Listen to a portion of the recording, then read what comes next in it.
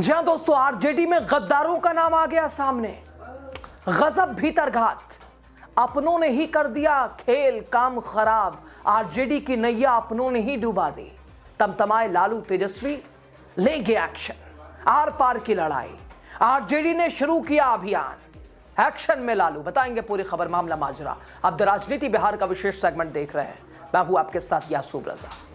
दोस्तों, बिहार की सियासत में आज सबसे बड़ा सवाल, क्या आरजेडी अपने ही लोगों पर सख्त कार्रवाई करने जा रही है? और विधानसभा चुनाव में करारी हार के बाद आरजेडी के अंदर मंथन नहीं बल्कि महाभारत छिड़ चुका है। पार्टी के अंदर बैठे वो चेहरे जो चुनाव के वक्त अपने ही उम्मीदवारों के खिलाफ खड़े हो गए, बीजेपी की गोद में जाके बैठ गए, अब उन्हीं पर गाज गिरने वाली है। करीब 2, 4, 5, 10 नहीं, 300 नाम, एक गोपनीय रिपोर्ट और फैसला सीधे लालू प्रसाद यादव, तेजस्वी यादव के पाले में, हाथ में। लेकिन सवाल है, क्या कार्रवाई होगी? और संजय यादव, क्या उन पर तेजस्वी कार्रवाई कर पाएंगे? दोस्तों, आरजेडी ने हार के बाद संगठन से लेकर जमीन तक समीक्षा की।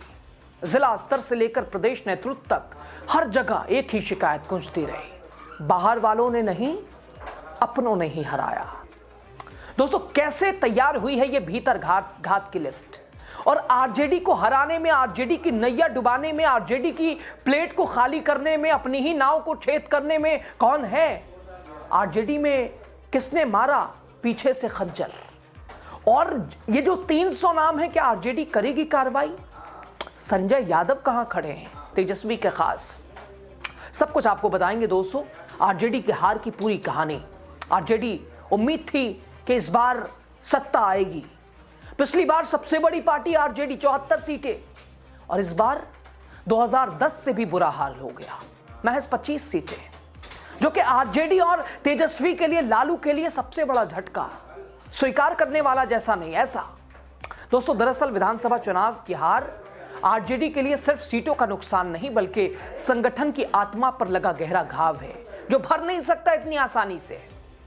और शायद इसीलिए तेजस्वी यादव उसे भुलाने के लिए, इस गम से दूर रहने के लिए विदेश है। चुनावी नतीजों के बाद पार्टी नेतृत्व को जैसे ही जमीनी रिपोर्ट मिली, एक के बाद एक साफ हो गया कि हार की वजह सिर्फ बीजेपी नहीं है, विपक्षी विरोधी नहीं है, बल्कि साहब घर का ही भेदी है।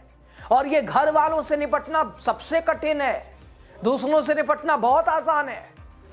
दोस्तों, प्रदेश अध्यक्ष मगनी लाल मंडल के नेतृत्व में 26 नवंबर से 9 दिसंबर तक 2 चरणों में चली लंबी समीक्षा बैठक, और इन बैठक में पार्टी प्रत्याशी, जिला अध्यक्ष, ब्लॉक स्तर के नेताओं ने खुलकर अपनी भड़ास निकाली।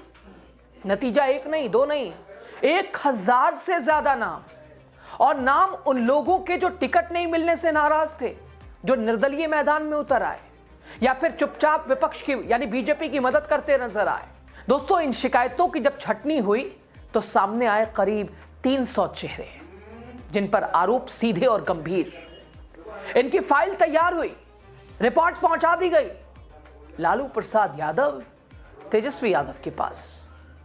दोस्तों, रिपोर्ट में साफ लिखा है कि इन लोगों ने पार्टी के अधिकृत उम्मीदवारों के खिलाफ वोट कटवाया है, इन लोगों ने अनुशासन तोड़ा है, संगठनात्मक नियमों की धज्जियां उड़ाई हैं, ये 300 लोग।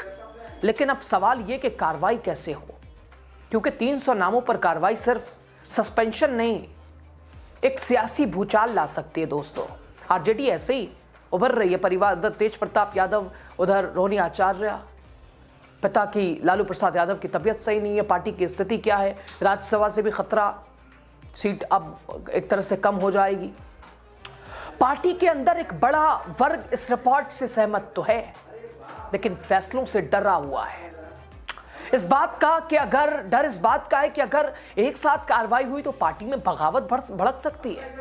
नेतृत्व को आशंका है कि मास एग्जिट यानी सामूहिक पलायन न शुरू हो जाए।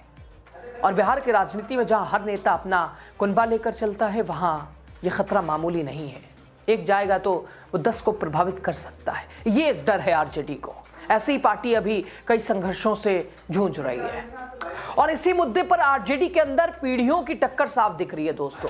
नई पीढ़ी, खासकर युवा नेता साफ कहते हैं कि अनुशासन नहीं होता तो पार्टी नहीं बचेगी, और वहीं पार्टी की पुरानी पीढ़ी थोड़ा संभल कर चलने के पक्ष में है।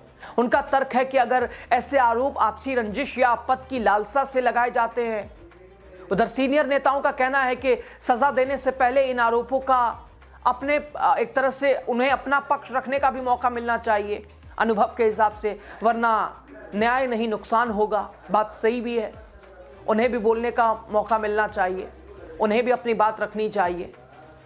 दोस्तों, इस पूरी समीक्षा में एक नाम बार बार सामने आया है। एक तो संजय यादव भी एक रीजन है, संजय यादव का भी नाम चर्चा में रहा। संजय यादव चूंकि तेजस्वी से मिलना है तो संजय यादव का क्या उसमें रोल है। संजय यादव ने जिस तरह से इस बार आरजेडी के साथ, हालांकि बहुत सारे लोगों की शिकायतें हैं कि भाई टिकट बेचना, ये वो पता नहीं क्या, ये यहाँ वहाँ, संजय यादव भी कटघरे हुए हैं। और साथ ही सीतामढ़ी का परिहार विधानसभा महिला प्रकोष्ठ की पूर्व प्रदेश अध्यक्ष रितु जायसवाल, उनकी बगावत सबसे बड़ा झटका आरजेडी के लिए बनी। आरजेडी यहाँ पहले या दूसरे नहीं बल्कि तीसरे स्थान पर रही। आज पार्टी मान रही है कि अगर वक्त रहते संवाद और समाधान होता तो शायद ये नुकसान नहीं हो सकता था। अब सारी निगाहें तेजस्वी यादव पर हैं, सारी निगाहें लालू प्रसाद यादव पर हैं। लालू प्रसाद यादव दिल्ली थे, आंख बनी है, उनकी आंख की सर्जरी हुई है। जैसे ही वो पटना पहुंचे हैं, उनके पास प्रदेश अध्यक्ष आरजेडी के मंगनी लाल वो रिपोर्ट लेके पहुंचेंगे, साहब ऐसा ऐसा है, तमतमाए लालू एक्शन लेंगे ही। उधर तेजस्वी यादव अभी विदेश में हैं, विदेश यात्रा पे, और जैसे ही लौटेंगे उनके पास भी ये रिपोर्ट जाएगी और 300 नाम के ऊपर गाज गिरेगी। 300 नाम से हिसाब लिया जाएगा। समीक्षा हो चुकी है, 2 चरणों में चली ये समीक्षा रिपोर्ट। मंगनी लाल जो कि प्रदेश अध्यक्ष हैं आरजेडी के, अब वो रिपोर्ट लालू प्रसाद यादव तक है। लेकिन दोस्तों, यहां भी 2 विचार हैं। एक तबका कह रहा है कि उन्हें भी उनका पक्ष रखने का एक मौका मिलना चाहिए, दूसरा कि भाई साहब क्यों, क्योंकि अगर गलत उन्होंने किया है, विरोधियों को फायदा पहुंचाया है, तो उन्हें जवाब मिलना चाहिए, कार्रवाई, सख्त कार्रवाई होनी चाहिए। लेकिन जो बुजुर्ग कुनबा है, जो अनुभव से भरा हुआ है, वो कह रहा है कि अगर इतने ज्यादा संख्या में कार्रवाई होती है तो पार्टी के ऊपर असर पड़ सकता है। लेकिन दोस्तों, फैसला यह आसान नहीं आरजेडी के लिए। एक तरफ अनुशासन और सख्ती, दूसरी तरफ संगठन की एकता और अस्तित्व, दोनों को बचाना है। आरजेडी आज एक ऐसे मोड़ पर खड़ी है जहां लिया गया हर फैसला आने वाले कल की राजनीति तय करेगा। सवाल अभी भी वही है कि आरजेडी अपने अंदर के गद्दारों पर वाकई कार्रवाई करेगी? क्या लालू प्रसाद यादव, जो कि चाणक्य कहे जाते हैं और न जाने कितनों को राजनीति में सक्रिय किया उन्होंने, क्या अपने इन नेताओं और कार्यकर्ताओं और पदाधिकारियों पर कार्रवाई करेंगे, या फिर डर के आगे एक बार फिर समझौता होगा? दोस्तों, इतिहास गवाह है, जो दल, जो संगठन, जो पॉलिटिकल पार्टी अपने अंदर की बीमारी नहीं पहचानती, वो बाहर की लड़ाई हार जाती है।